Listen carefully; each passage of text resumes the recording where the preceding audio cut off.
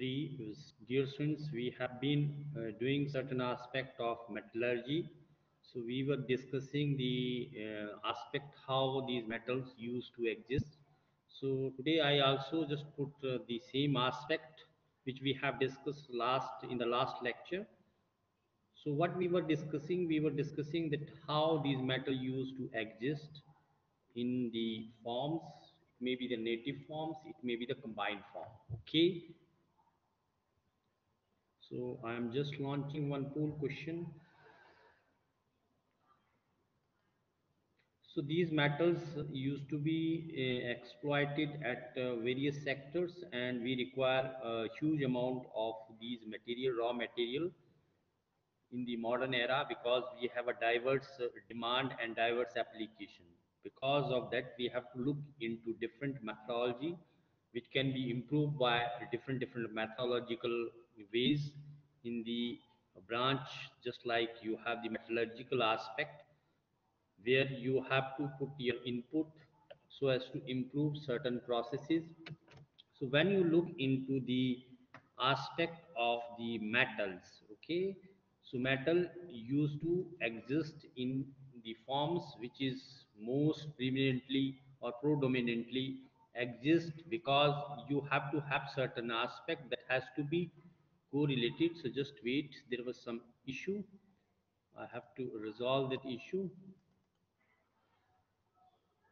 Okay. So what we were discussing that these metal used to exist in our earth crust and in the system which may be the sea water. Okay. And these metal used to exist either in the native state, that is a free state, or in the combined state.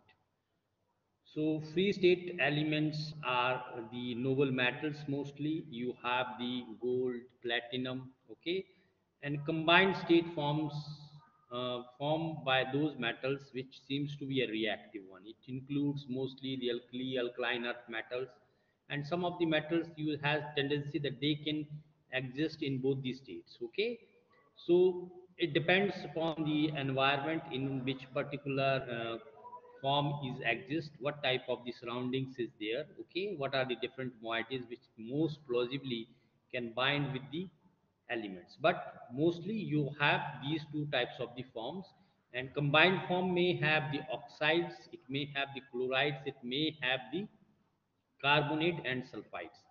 Okay, this type of the combination you may expect for metals. Okay, so this depends upon the existence of these metals, depends upon its reduction standard potential. Okay, so it will decide whether your metal has to be remain in the native state or it has to be combined with certain suitable uh, form element so as to form the combined state. Okay, so as you move down the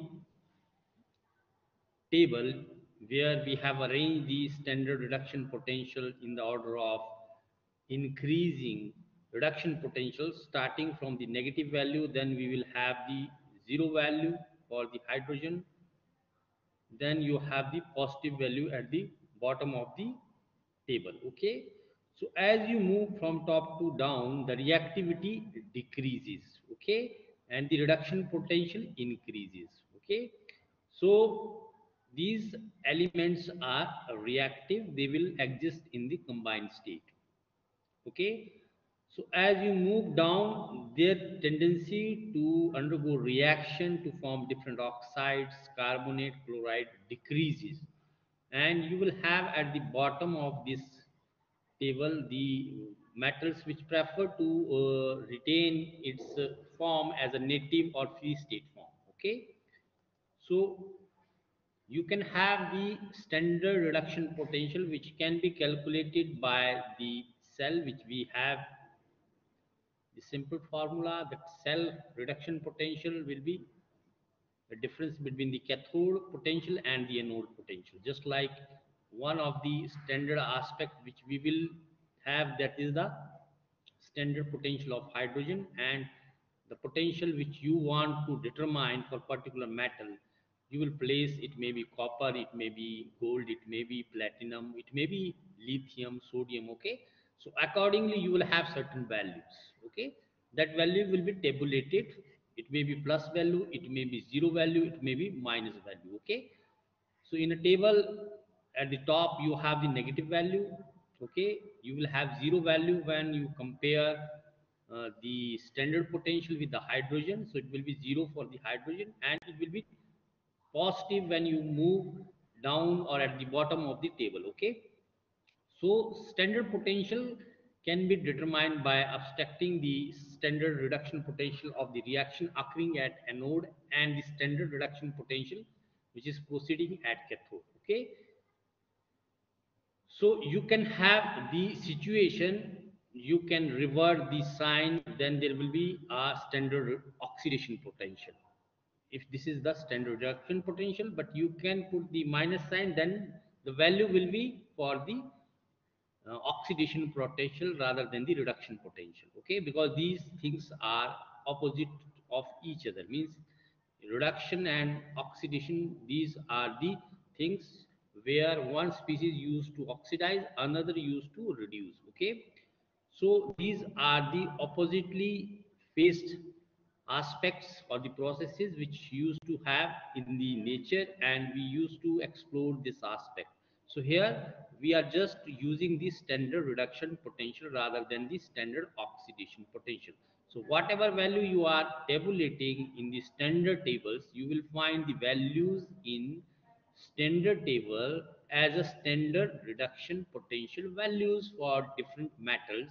Okay, by calculating from this formula, where the cell reduction potential will be obtained by knowing the value of the standard potential of cathode minus standard reduction potential of anode. Okay, so you can see that we have the tendency of the metals which used to exhibit different standard potential varying from the negative value.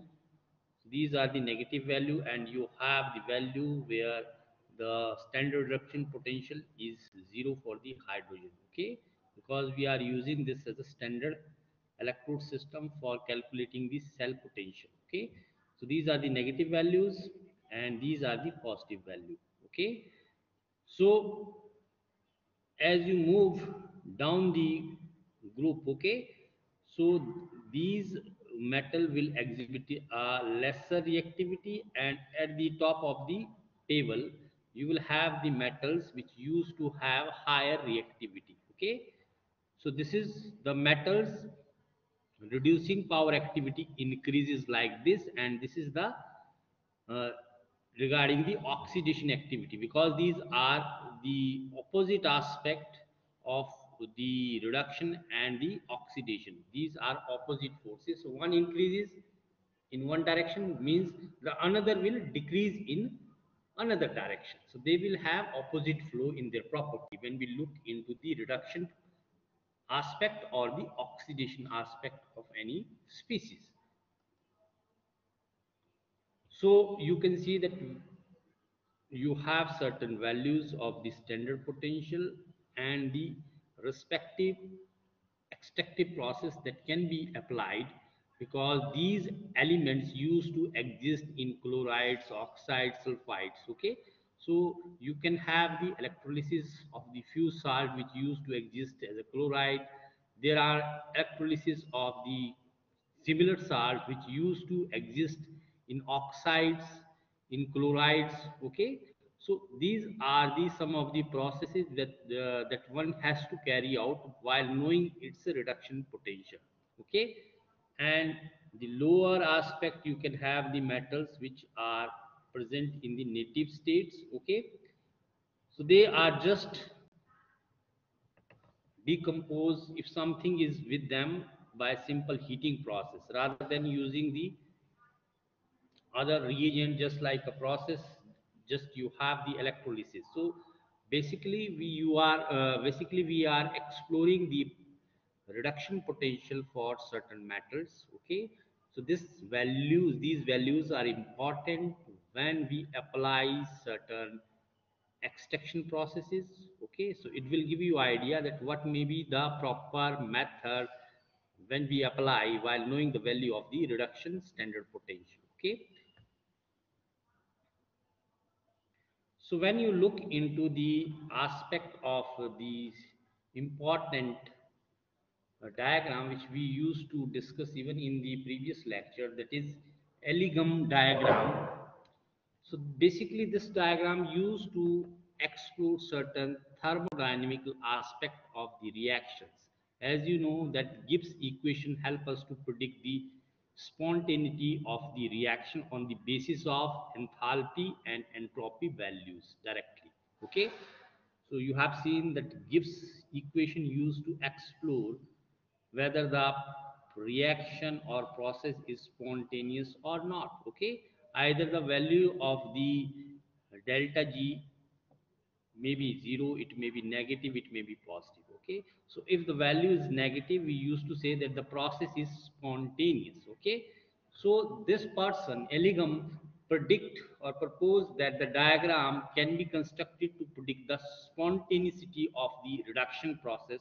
Okay, this gives the spontaneity of a reaction, irrespective of the nature of the reaction, whether reaction is a reductive one or oxidative one or some other one. Okay, but this person proposed the diagram which used to predict the spontaneity of the reduction of various metal oxides. Okay, because in the metallurgy process,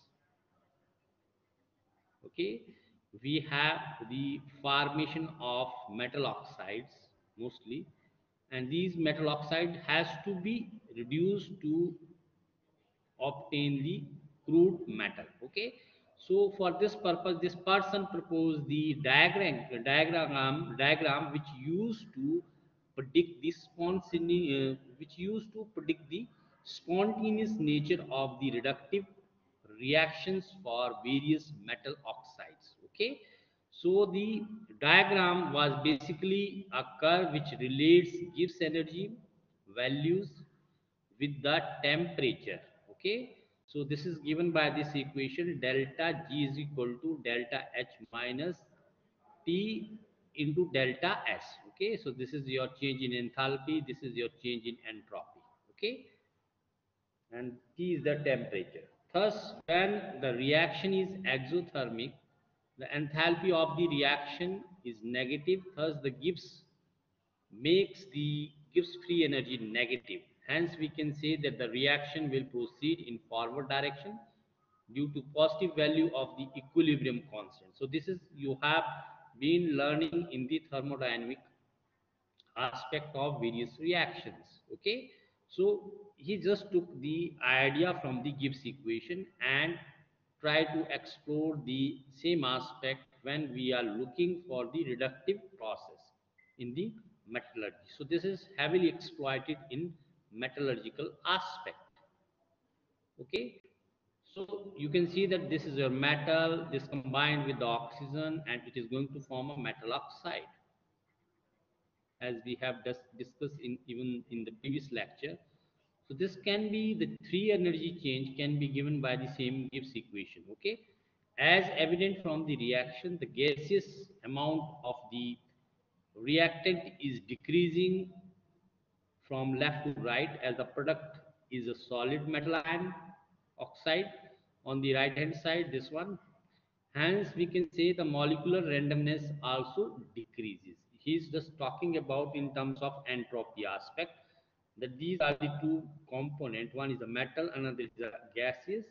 So they react to form this metal oxide which is a solid one. So the total randomness of this system reduces. Okay, so which leads to the negative value of delta S, and the delta G shift towards the higher side despite raising the temperature. Okay, hence most of the reactions for the formation of metal oxide curve is positive. Okay, so this is how he used to explain the positive curves which is seen in the cases when we look into the different metal oxides. Okay, so metal oxides is stable at certain point in the curve, below which the negative G exists, and above this point the metal oxide is unstable and decompose. Okay, so you can see we have the ED graph, that is Elegum graph, where we have the values of the delta G, which is drawn against the temperature, applied temperature. So you can have the values which may be the positive values, you may have the values which is negative values. Okay, so if the values is negative, okay, on this graph, so the metal oxide seems to be more stable. If the values are more positive side, on the upper side, then those formed metal oxides are not stable and they will decompose. Okay, so metal oxide is stable at certain point if the delta G values are negative, then the metal oxide will be stable. Okay, if the delta G values are positive, then metal oxides are not stable, those metal oxides are unstable. Okay, and they will decompose.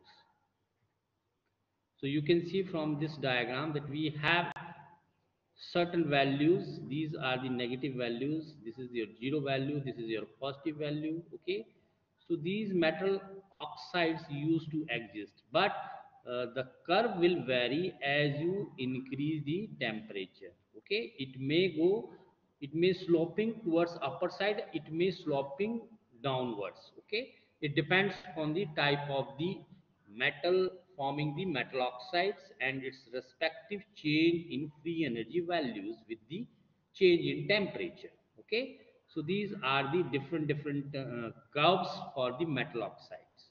Okay, so it is not necessary that a certain trend is followed, it remain in the same lineup. Okay, you can see that there is a deflection also when the temperature changes. Okay, means whatever metal oxide is formed, its stability changes with the temperature, because delta G also changes with the change in temperature. So this can be predicted by here. So Elegum diagram is a possible plot of free energy of formation of metal oxide versus temperature to predict whether metal is stable, and at what temperature this metal oxide is going to be stable, and what temperature it is going to be oxidized or decomposed. Okay, so this will give you idea. For a temperature at which the free energy of the formation of oxide is positive, the reverse reaction is favored and the oxide will spontaneously decompose to the metal. So this is an important aspect when we look into the metallurgical process. So this ED diagram for the reduction of metal oxide using various reducing agents just like carbon and carbon monoxide has been demonstrated by exploring this diagram. Okay, so that is why it has been put into your metallurgical processes here. So we are discussing this aspect here because its application in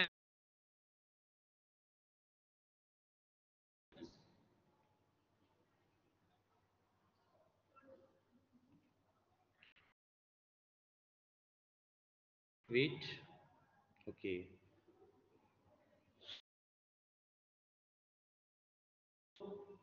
same thing which we have discussed, that you can have the idea what is going on here and you will get the values regarding the.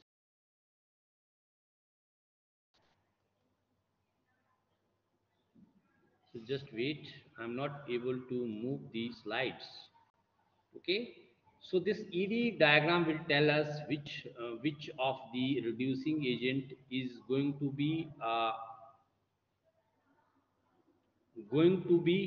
suitable at particular temperature for reduction of metal oxide. Okay, metal have curve at the bottom of the ED diagram reduce the metal above in the ED diagram, means you can have idea when you get about the positioning, this may be the possible reducing agent which can reduce to reduce, then you can go for its reduction. Okay, if the gap is more, then that species is going to be a better reducing agent for that particular metal oxide. Okay, so the bottom metal will form easily. Okay, easily metal oxide.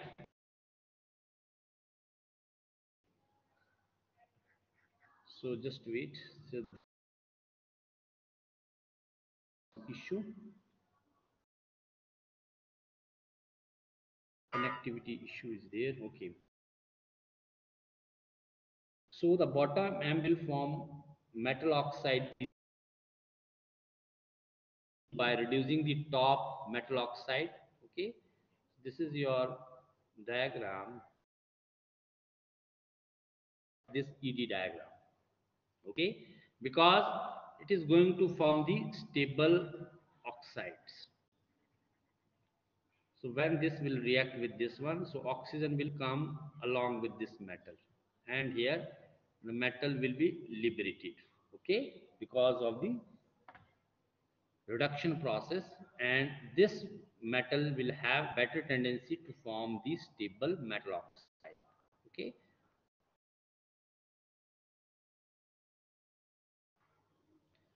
so when you look into the reductive aspect, means reduction of carbon, means this carbon is going to reduce some species, and itself it will going to oxidize. Okay, so the reduction of carbon when we look into the metallurgical aspect is an exception. The majority of the line slope in the ED diagram is upward because both metal and oxides are present as the condensed form, either as a solid or liquid. The reaction are therefore reacting a gas with the condensed phase to make another condensed phase, which reduces the entropy. A noticeable exception to this is the oxidation of the solid carbon. Okay, so you can see how the carbon is oxidized in the presence of oxygen. Carbon is oxidized to form the carbon dioxide. It may form carbon monoxide also. So you can see it is a solid reacting species with the gas to produce 1 mole of gas, and thus there is a little change in the entropy. Okay, so this is a gas, it is producing the same amount of the species, so you will have a little change in the entropy. So what is happening, so this value will be the same one when we look into the aspect of the metal oxides or oxides nature as per the ED diagram.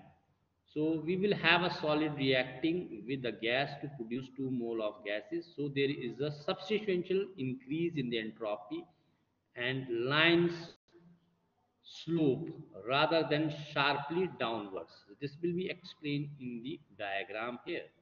So you can see that we are just talking about the oxidation of carbon with the oxygen.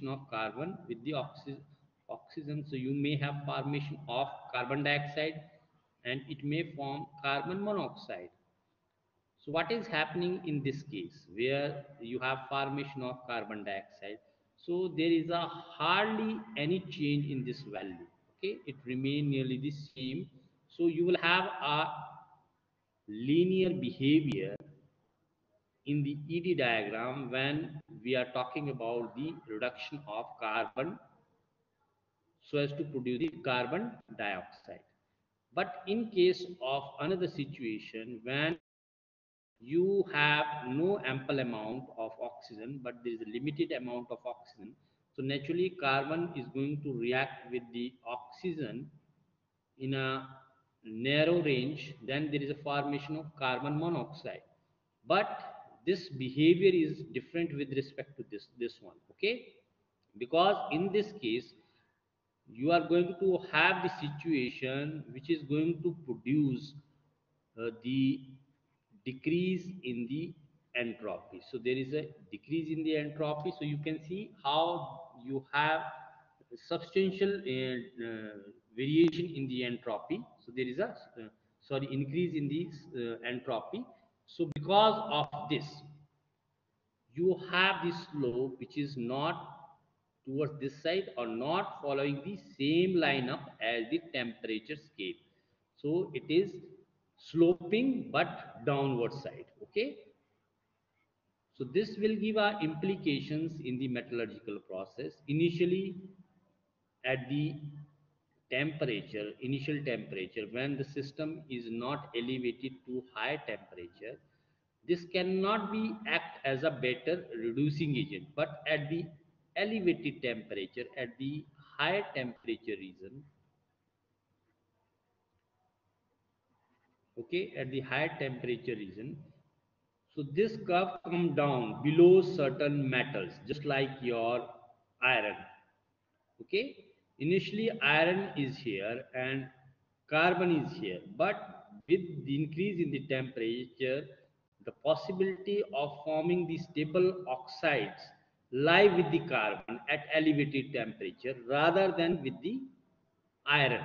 Okay, so that is why we can explore this carbon, solid carbon, as a reducing agent for the reduction of iron oxides. Okay, because it is crossing this line and getting much down here as compared to the iron oxides and iron content. Okay, which used to exhibit this type of the curve here in the ed. So this can be very beneficial. So this is an exception which used to be explored for various metallurgical aspects so as to study the reducing capacity of these carbon content. Okay, so what is happening here, what we have explained, the position of the line of a given reaction on the ed diagram shows the stability of what, of the oxide as a function of temperature. Okay, this is your diagram. This is change in free energy, this is temperature. So these curves indicate the stability of respective metal oxide for which particular line is drawn. Okay, so this will give you idea about the ease of reduction, which of the species can be easily reduced, which of the species cannot be easily reduced in presence of certain other reducing agent. Okay, so the reaction closer to the top of the diagram are mostly noble metals. Okay, and their oxides are unstable and they are reduced easily. Okay, as you move down towards the bottom of the diagram, the metal become progressively stable, progressively more reactive, and their oxides become harder to reduce. Okay, so which I have explained in the previous slide also, the same concept he tried to put in this fashion. Why there is a ease of reduction in some cases, why there is a resistance regarding the reduction process, because of the stability of these metal oxide which we are talking about. Okay, so it depends on the stability, but you should simply remember, if you have the bottom position of the metal, that metal will have high tendency to act as a reducing agent. It will have better efficiency because metal will convert itself into metal oxide, and those metal oxides are much stable. So that is why it prefer to enter into a reaction where it can form metal oxide. Okay, where the metal oxides which is lying at the top of the ed diagrams are not stable. So they become stable when they eliminate or when they undergo reduction and form the respective metal. Okay,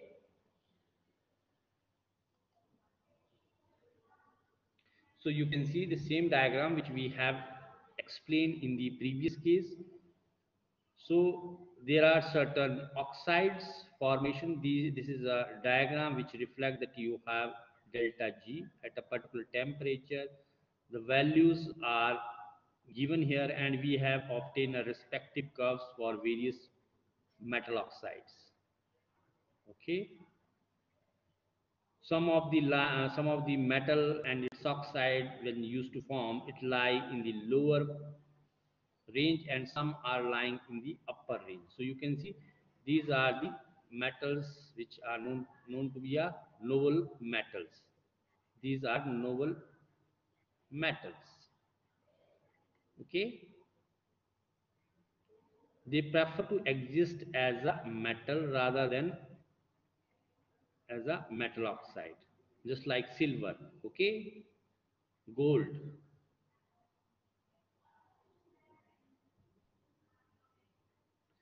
So, a given metal can reduce the oxide of all other metal whose line lie above their own in the ET diagram. Just consider the example of magnesium reacting with the oxygen, to form this metal oxide lie below the this metal, okay, and this line can indicate that this metal can reduce the titanium oxide to titanium, okay, means this is lying below and this is lying upper in the ET diagram. So this metal can reduce this one, okay. As a result of that we can obtain the metal oxide of the this metal and metal of this from the oxide, okay. Since carbon react with the oxygen to form the carbon monoxide, line is downward sloping, it can cut across the lines of many metals, okay. So this is happening like this. This is the formation of carbon monoxide, but with the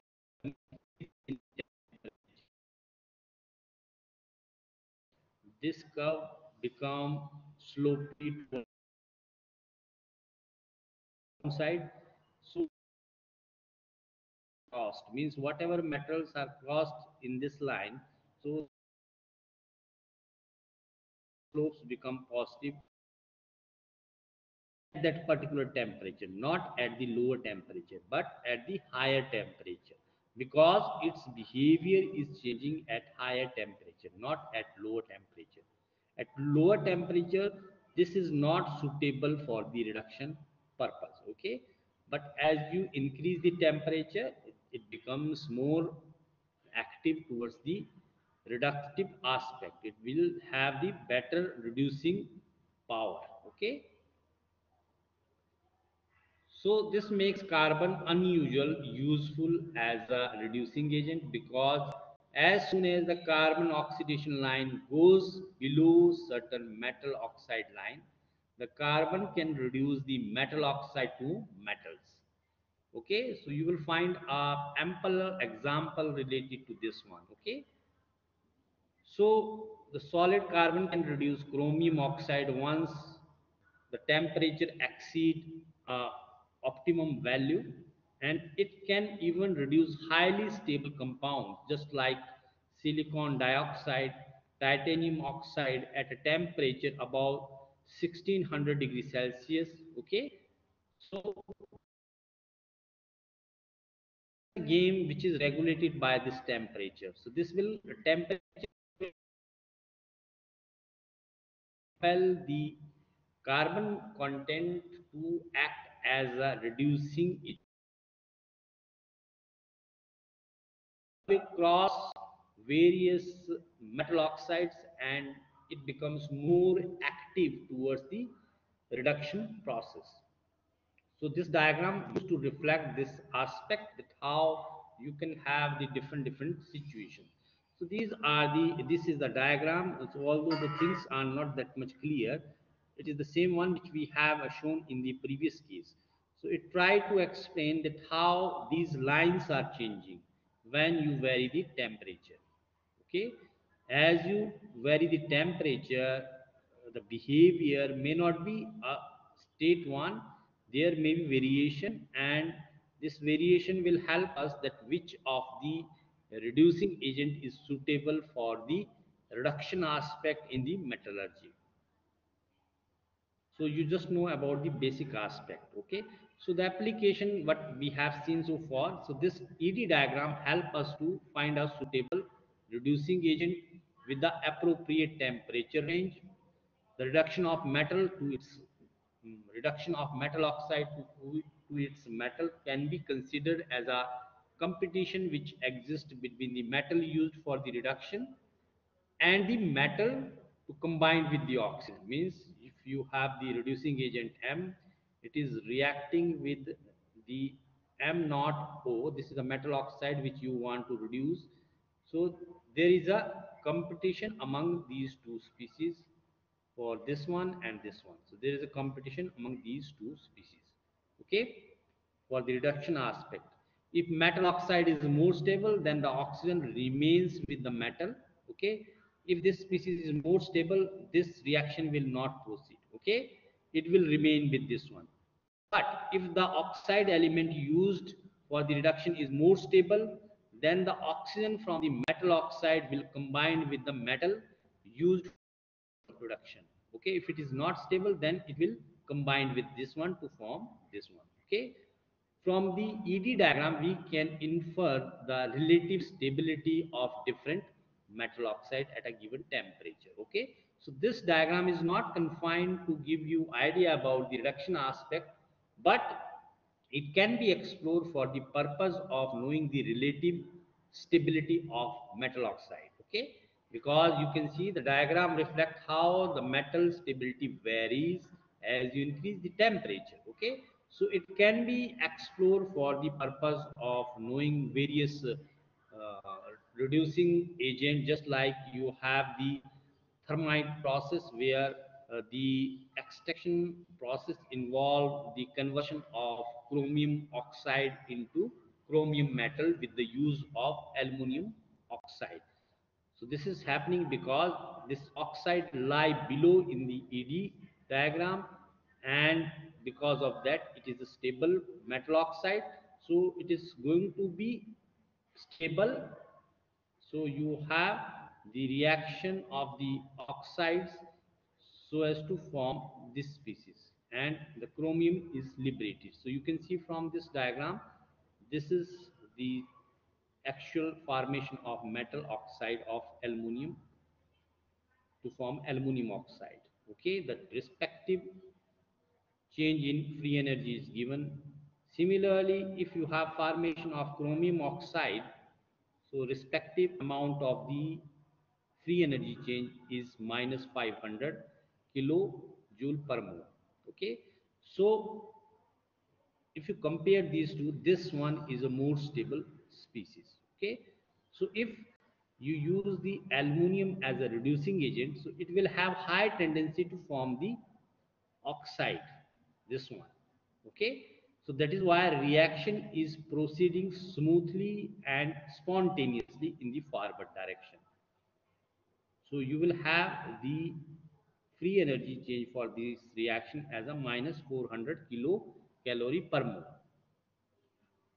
So this is happening because in a ED diagram you have aluminum here, and the chromium aspect is lying above the aluminum. So it is going to form the stable metal oxide. It has a lesser stable metal oxide. That is why it is preferred to form aluminum oxide and will going to form the chromium metal upon reduction.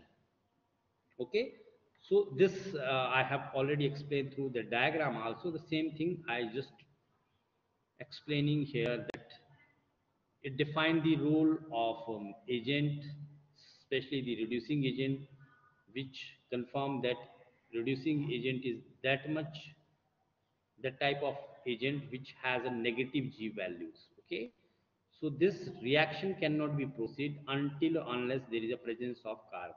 Okay, so in the presence of carbon, there is a formation of carbon monoxide and this carbon monoxide is going to proceed this reaction in this forward direction. Okay, so carbon will react or will reduce this iron oxide. This is happening because this species is not stable, but when it react with this one, this species become more stable at elevated temperature, so the reaction become feasible. So this, you can say that this carbon is a better reducing agent at elevated temperature. Okay, so this shows that how you have the relationship between temperature and the stability. So this is a ED diagram which used to give you idea that what may be the suitable reducing agent when you have certain metallurgical processes. Okay. Similarly, carbon can be a better reducing agent for certain metal ion, just like zinc oxide as compared to carbon monoxide. Okay, so you can compare the things depending upon the values of delta G, which you can see from the ED diagrams. Okay, so this is the same what we have discussed. So this give you idea that what at what temperature one can reduce the species, at what temperature the possible reduction is there for the spontaneity of the reactions. Okay, so you can see that the carbon is a better reducing above 800 Kelvin. Okay, and if you have the lower temperature value, it will not have that type of the tendency to act as a better reducing agent. Okay, so this graph indicate that you have the different temperature value and its respective nature, that whether it is going to exhibit its reducing character or how it is varying with the temperatures. So this is reflected here. So the application is the same one which we have discussed, that we can explore this to know which of the following is supposed to be a better reducing agent. Okay, just like iron oxide, it gives idea about the relative stability of the metal oxides. Okay, which of the oxide seems to be less stable in presence of certain reducing agent. So this will give you idea by exploring the thermodynamical aspect of different species involved in the reaction. So this is the same diagram I'm just putting to explore, and this is the same equation, but there are certain limitations. This diagram used to explain the formation of this one. Okay, similarly there are certain cases where the reduction is taking place, but it cannot be explained as such in terms of ED diagrams. Okay, it secondly it gives the spontaneity of the reaction, but it never reflect anything regarding the rate at which the process is taking place. Okay, so it lacks the information regarding the rate at which particular reaction is going to proceed. Definitely it is providing the information regarding the spontaneity of the reaction, but it fails to explain the nature at which the particular reaction is going to be proceed. Okay, so these are the some of the limitations you can have when we look into the uh, other aspect of the reaction. So it is nothing, it will never give any idea about the rate of the reaction. Okay, so this is a detailed aspect of the ED diagram. Okay, so basic aspect you should keep in your mind, that what is this relevance, it just tell about the which of the reducing agent is a better agent in the particular metallurgical aspect. Okay, it can be explained on the basis of metal oxide stability at various temperature. Okay, in the pyrometallurgical process this has a wide range of application. So dear students, thank you to all of you for this session. So you just focus on the basic idea of the Higam diagram and what's its relevance, and just keep certain examples in your mind, just like the carbon content, which used to act as a better reducing agent. Its reducing power fluctuates with the variation in the temperature. Okay, So this is all about the ED diagram in a detail, which may be skipped in the last lecture. So the basic concept is very simple. You keep those concepts in your mind and you can have a better understanding of the metallurgical aspect, especially the reduction process, which involves the reduction of metal oxide into metal with the use of suitable reducing agent, just like carbon.